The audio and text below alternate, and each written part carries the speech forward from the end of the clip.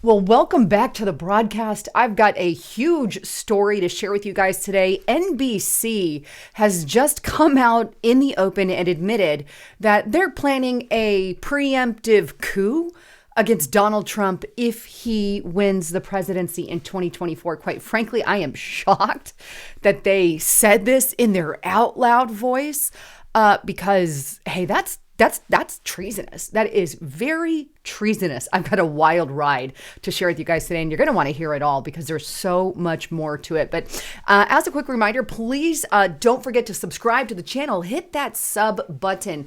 As you know, YouTube has been removing people, and if you still think you're potentially subscribed to the channel, just double check it and make sure you click that sub button. And also, please don't forget to check out my sponsor. As you guys know, Noble Gold Investments has been a long time sponsor of mine. You see, global financial storms might be raging, but thousands of investors in precious metals with Noble Gold Investments are smiling. Why are they smiling? Because they know that whatever happens, their investments are going to be safe from the turmoil. And now you too can make the same decision by talking to someone at Noble Gold Investments, or you can fill out, or you can go to lisahavengold.com, fill out this information and click Get It Now.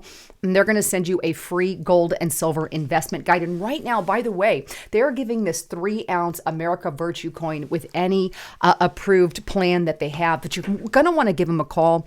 Call them on the screen or click that more button to get more information on your phone, or click in the description box below to check it out. All right.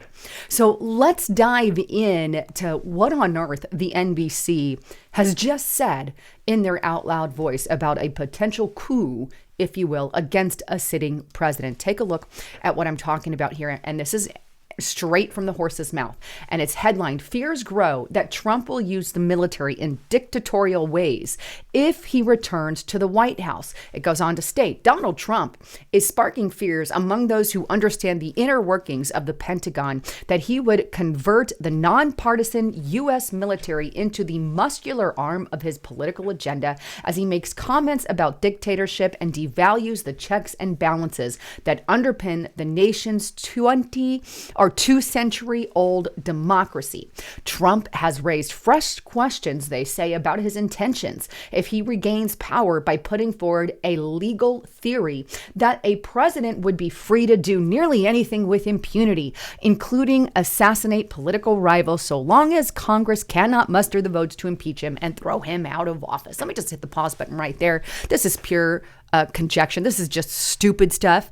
This is the Democrats trying to get their base to fear Donald J. Trump under all circumstances. They are raising the fear level so everybody just hates Trump and he doesn't make it in. That's the bottom line. Donald Trump is not killing his political rivals or anything of that nature. But what is happening is Joe Biden is arresting his political rivals. We all know this. He treated January 6th one way while ignored everything that happened with Black Lives Matter and Antifa. We see his FBI being weaponized against parents at school board meetings, against Catholics, against conservatives, and all of this as well. There's a lot of crap that Joe Biden is doing. But meanwhile, they're raising the red flag saying that Trump might do this.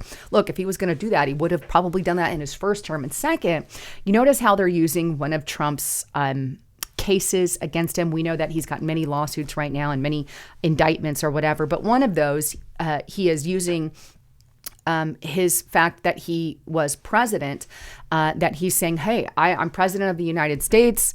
I am exempt from that. And that's what they're trying to say here. They're trying to say, oh, if Donald Trump can be exempt from that as president, then he could be exempt from anything. And there is no law for the president. Well, let me remind you, NBC, that this law has been in place for presidents forever. It's nothing different than it always has been. And now suddenly they want to use that to say that Trump might assassinate political rivals. It's insane. But there is a deeper motive to this that I know you guys are catching with me here. And that's the fact that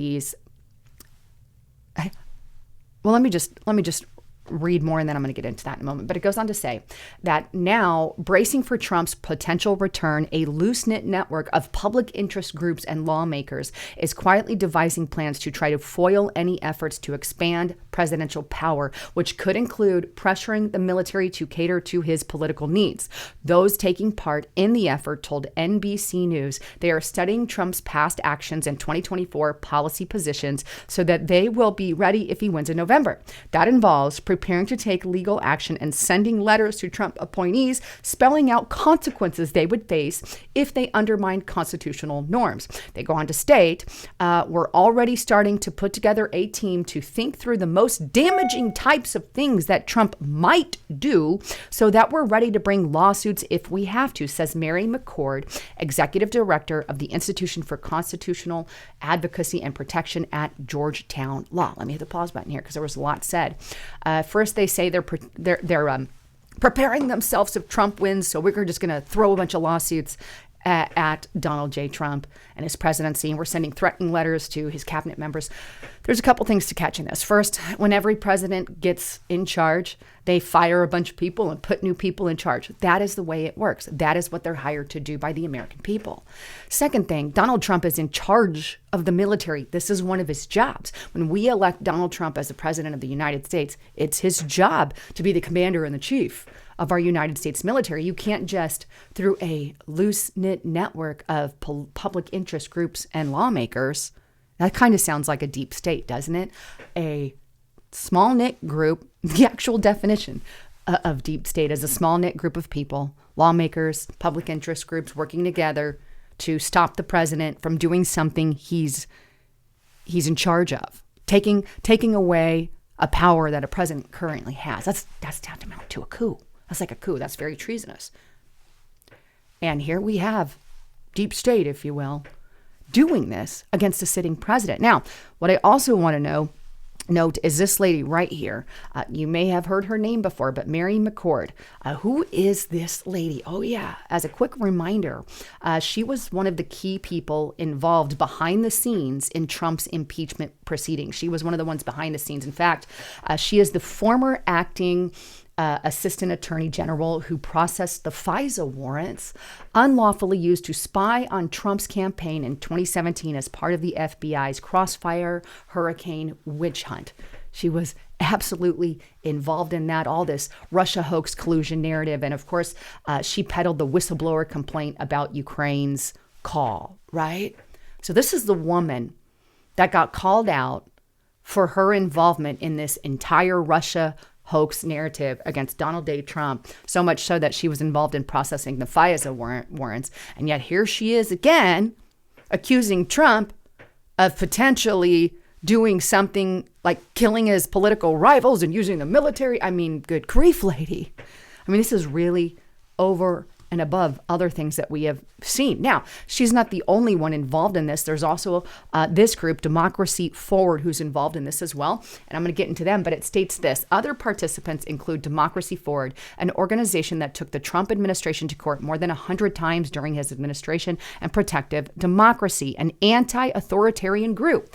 We are preparing for litigation and preparing to use every tool in the toolbox that our democracy provides to provide the American people an ability to fight back, said Sky Perryman, president of Democracy Forward. Now, I'm going to hit the pause button there because I want to remind you who this group is. Democracy Forward was the very group that was involved in the color revolution, the summer of love riots of 2020, where we saw many of our businesses burned to the ground, their businesses trashed, their shops all messed up, cities burned, people died, people were injured, cops died, people were injured, all during the summer of mostly peaceful, as mainstream media, riots, as we saw just towns entirely obliterated. And oh yeah, they were also a part of Shut Down DC. They were involved in that as well. So this is the very group right now trying to be a part of this close-knit small group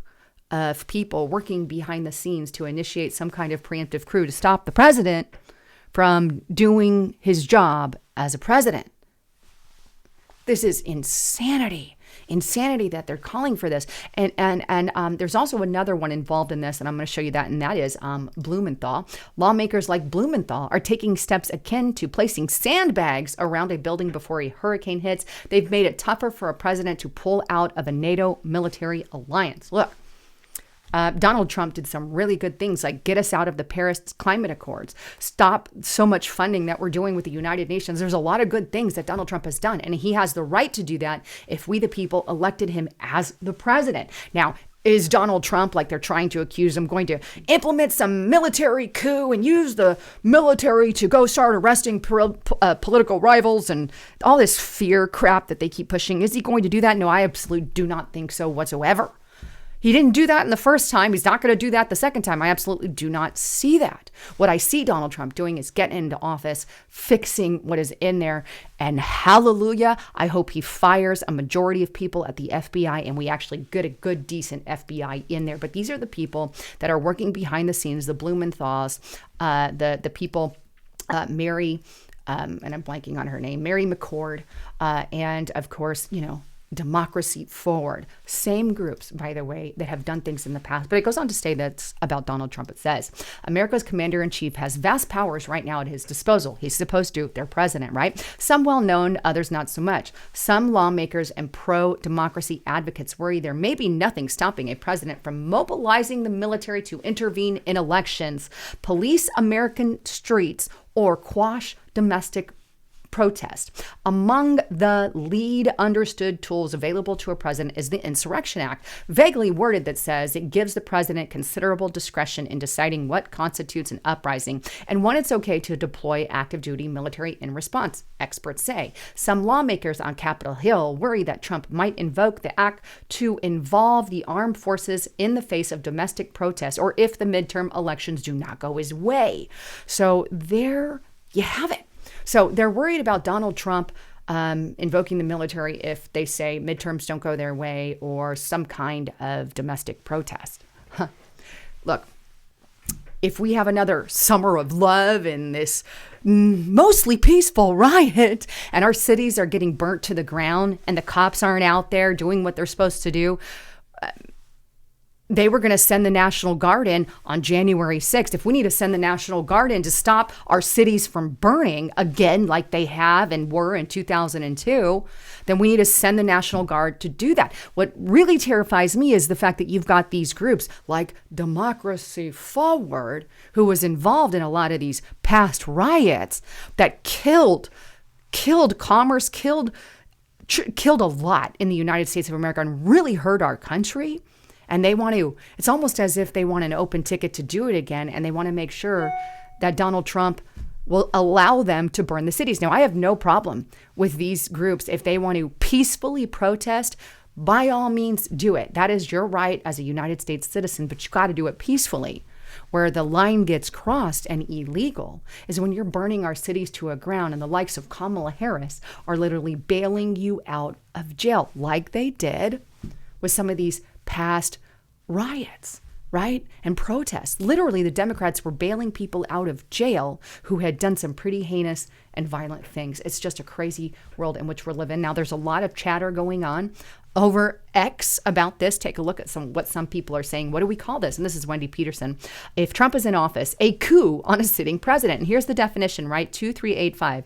Advocating overthrow of government shall be fined under this title or imprisoned not more than 20 years or both, and shall be ineligible for employment in the United States or any department or agency thereof. So, and you can see she's saying this in response to NBC News, talking about a network of public interest groups and lawmakers nervous about Trump are trying to devise a plan to foil an effort on his part to pressure the U.S. military to carry out his political agenda, stopping the president from doing what his job is, and that is to be in charge of the military. Again, he is not going to use the military to carry out a political agenda. This is just a reason for them to seize control, I believe, and to give them an open book to do whatever the hell they want on our streets. That's my thought process on all of this and what I really want, because I don't see the Democrats saying, hey, let's do it. Let's do a peaceful and all of that. Their history shows that they have been anything but in a lot of their prior riots. But here's what other people are saying. Mostly peaceful memes. This is what is called a coup d'etat. Then we have Jack Posobiec,